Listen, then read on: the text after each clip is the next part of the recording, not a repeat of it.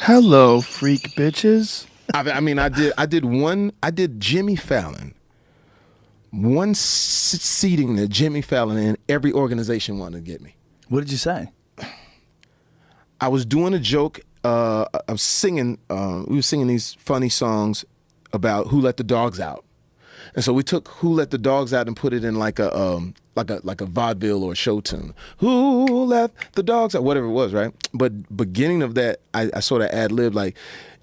I was watching these dogs and they were coming towards me and I was wondering, who let them out? And there was a pit bull there and, you have to be careful because pit bulls can be cantankerous, And then I go into the song, the pit bull community. It was like Jamie Foxx says, pit bull shamed us. You pit bull shamed? I'm pit bull shaming. Oh, my God. And then there was another thing where Jimmy Fallon was doing some type of, he was saying what was going to be on the next show. And I was doing a bad version of signing, which I actually know how to sign. But I was doing a bad version. You know of sign it. language? I know sign language. We'll talk more about it later. Whoa. All those types of different things. But as I was doing it as a joke, I didn't know that the person that he was talking about happened to be deaf. Oh, no. Oh, my God. And so then, so it was just all of these things. And I try to tell people, I said, hey, listen, we never mean anything bad. We poke fun, but we don't mean anything bad. But you can't just, you can't kill us. Because I got to keep doing what I do, So it's getting tougher. Well, it's just what we're talking about social media, about people commenting on things that you can't read the comments. There's just too many people. Yeah. And people are always looking for something to be recreationally outraged at. Yeah, and the comments will get that ass too. The comment will hit you right where you are sometimes. You go, damn, this motherfucker's right.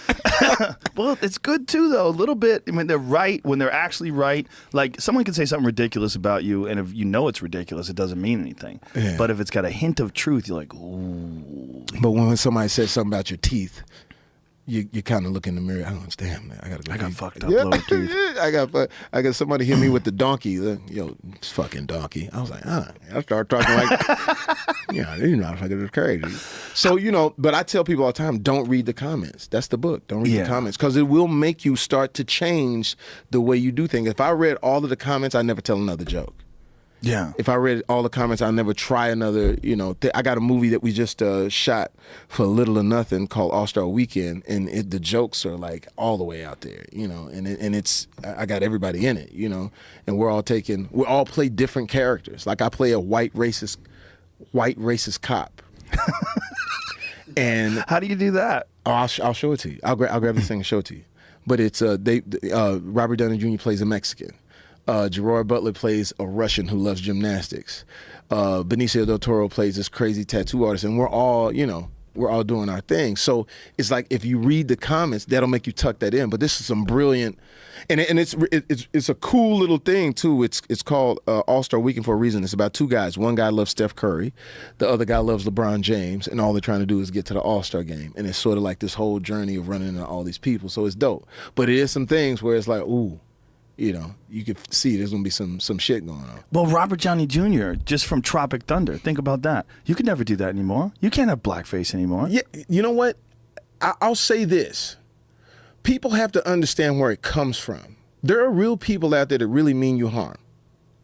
Like outside of us. I mean, there's some real people who really don't fucking like you.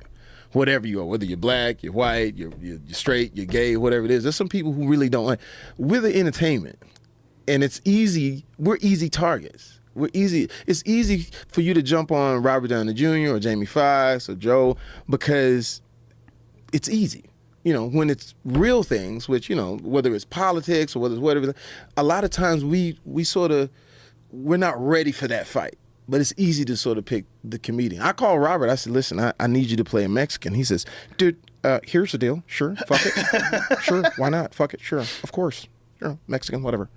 But then he texts back and said, I'm nervous to play the Mexican. I said, well, shit, you played the black dude and you killed that shit. We're just all, we got to be able to do characters. What kind of blowback did he get from playing the black dude? None.